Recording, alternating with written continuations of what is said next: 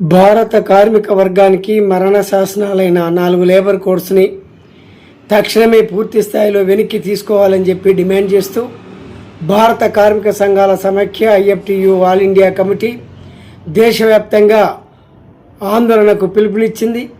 ఈ పిలుపులో భాగంగా తెలంగాణ రాష్ట్ర కమిటీ మార్చి 16వ తారీఖున అన్ని జిల్లా కేంద్రాల్లో కలెక్టరేట్ల వద్ద మహాధర్నాలు నిర్వహించాలని చెప్పి మార్చి 23వ తారీఖున చలో హైదరాబాద్ కార్యక్రమాన్ని చేపట్టాలని చెప్పి పిలుపునిచ్చింది.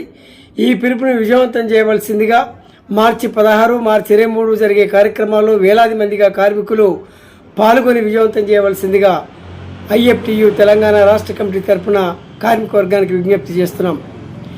ఈ 4 లేబర్ కోడ్స్ రూపొందించడానికి ఉన్న నేపథ్యాన్ని, ఈ 4 లేబర్ కోడ్స్లో ఉన్నటువంటి అంశాలు, వాటి వల్ల కార్మిక వర్గానికి జరగబోయేటువంటి నష్టాలు ఏమిటనేది మనం పరిశీలించవలసి ఉంది. 4 లేబర్ కోడ్స్ రూపకల్పనకి ప్రధానంగా కేంద్ర ప్రభుత్వ పరిధిలో ఉన్నటువంటి 44 రకాల కార్మిక చట్టాల్లో అత్యంత కీలకమైన 29 రకాల చట్టాలని క్రోడీకరించి 4 లేబర్ కోడ్స్గా రూపొందించింది కేంద్ర బీజేపీ సర్కార్. ఈ 4 లేబర్ కోడ్స్ రూపకల్పనకి పునాది ప్రపంచ బ్యాంక్, IMF నివేదికలు ఆధారంగా ఉన్నాయనేది మనం గమనించాలి. అంతేకాదు స్వదేశీ విదేశీ బహుళజాతి కంపెనీలు ఏవైతే ఉన్నాయో, బడా కార్పొరేట్ సంస్థలు ఏవైతే ఉన్నాయో వాటి యొక్క ప్రయోజనాన్ని దృష్టిలో పెట్టుకొని శక్తుల యొక్క ఒత్తిడికి తలొగ్గిన నరేంద్ర మోడీ ఈ 4 లేబర్ కోడ్స్ని రూపొందించడం జరిగింది. ఈ 4 లేబర్ కోడ్స్ రూపకల్పనకి 2015లో శ్రీకారం చుట్టబడింది.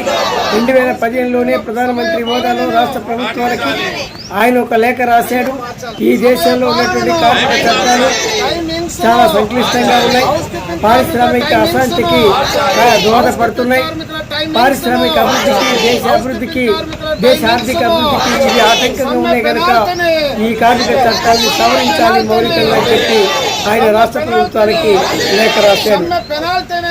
ఆ క్రమంలోనే 2019-20 మధ్య కాలంలో ఈ 4 లేబర్ కోడ్స్ పార్లమెంటులో తనకున్న మందబలంతో ఎలాంటి చర్చ లేకుండా అత్యంత ప్రజాస్వామికంగా నిరంకుశ పద్ధతిలో ఆమోదింపజేసుకొని 2026 ఏప్రిల్ 1వ తారీఖున అమలు చేయబోతుందని ప్రకటించారు. అంటే ఈ దేశ కార్మిక వర్గం అంటే 50 కోట్ల మంది కార్మికులకి మరణ శాస్త్రాలుగా ఇవి రాబోతున్నాయని మనం గమనించాలి. ఈ 4 లేబర్ కోడ్స్ అమల్లోకి వస్తే తక్షణమే కార్మిక వర్గం కోల్పోయేటువంటి మౌలికమైనటువంటి హక్కులు ఏమిటంటే సమ్మె చేసే హక్కులు కోల్పోతారు, సంఘాలు పెట్టిన హక్కులు కోల్పోతారు, 8 గంటల పనిదినం హక్కులు కూడా కోల్పోతారు. కార్మికులు తమ వేతనాలు బోనస్సులు లేదా వాళ్ళ సమస్యల మీద ప్రభుత్వంతో కానీ యాజమాన్యాలతో కానీ చర్చించడానికి ఉండేటువంటి లేదా నెగోషియేషన్ జరపడానికి ఉండేటువంటి హక్కులు కూడా కోల్పోయేటువంటి ప్రమాదం ఉంది. అంతేగాని ఉద్యోగ ఉపాధి భద్రత లేకుండా పోతుంది, సామాజిక భద్రత కూడా లేకుండా పోతుంది. కనుక ఈ 4 లేబర్ కోడ్స్ని కార్మిక వర్గం తీవ్రంగా వ్యతిరేకించాలా, ప్రతిఘటించాలా. ఇవి రద్దయ్యేంత వరకు కార్మికులు ఐక్యంగా సంఘటితంగా ఉద్యమించాల్సినటువంటి అవసరం ఉంది. ఆ కర్తవ్యాన్ని చేపట్టినటువంటి ఐఎఫ్టియు రేపు 16వ తారీఖున జరిగేటువంటి మహాధర్నాల్లో వందలాది మంది, వేలాది మంది కార్మికులు పాల్గొనాలని, మార్చి 23వ తారీఖున చలో హైదరాబాద్ కార్యక్రమంలో పాల్గొనాలని చెప్పి ఐఎఫ్టియు తెలంగాణ రాష్ట్ర కమిటీ ఈ రాష్ట్ర కార్మిక వర్గానికి పిలుపునిస్తుంది. ఈ పిలుపుని చేయడానికి కార్మిక వర్గం అంతా కూడా సానుకూలంగా స్పందించాలని, తద్వారా కార్మిక వర్గం తమ హక్కుల్ని కాపాడుకోవడానికి, నిలబెట్టుకోవడానికి, కొనసాగించుకోవడానికి వాళ్ళందరూ ముందుకు వస్తారని చెప్పి రావాలని కోరుకుంటూ మార్చి 16, మార్చి 23 జరిగేటువంటి కార్యక్రమాన్ని విజయవంతం చేయాలని చెప్పి మరోసారి రాష్ట్ర కమిటీ తరఫున విజ్ఞప్తి